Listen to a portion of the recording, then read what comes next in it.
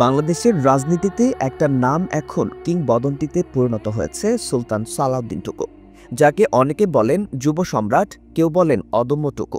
কিন্তু এই নামের পেছনের গল্পটা জানলে আপনি অবাক হবেন। বিএনপির রাজনীতিতে তিনি এক অনন্য উচ্চতায় পৌঁছেছেন, যেখানে ছাত্রদল থেকে যুবদল সব জায়গায় নেতৃত্বের শীর্ষে থেকেছে।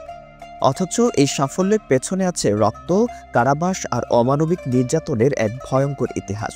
প্রায় ৩৫০টির বেশি মামলার আসামি, জীবনের ৪ বছরেরও বেশি সময় জেলে কাটানো, এমনকি ডিবির রিমান্ডে নির্মম নির্যাতন সব সহ্য করেছেন এই মানুষটা। ২০১৮ থেকে ২০২৪ সাল বাংলাদেশের উত্তাল রাজনৈতিক অস্থিরতার প্রতিটি মুহূর্তে টুকু ছিলেন রাজপথের সামনের সারিতে। ইন্টারনেট বন্ধ থাকা অবস্থাতেও তিনি আন্দোলনের নেতৃত্ব দিয়েছেন, গোপনে সমন্বয় করেছেন পুরো বিএনপিকে। ডিবি অফিসে রিমান্ডে থাকা অবস্থায়ও তার মনোবল ভাঙেনি, বরং তিনি বলেছিলেন, যত নির্যাতনই হোক আমি পিছু হটব না। জেল, রিমান্ড, হামলা সব পেরিয়ে টুকু আজ এক প্রতীকে পরিণত হয়েছে। কিন্তু প্রশ্ন হচ্ছে, এত নির্যাতনের পরও কিভাবে তিনি এখনও টিকে আছেন? কি সেই শক্তি যা তাকে প্রতিবার মৃত্যুর মুখ থেকে ফিরিয়ে আনে?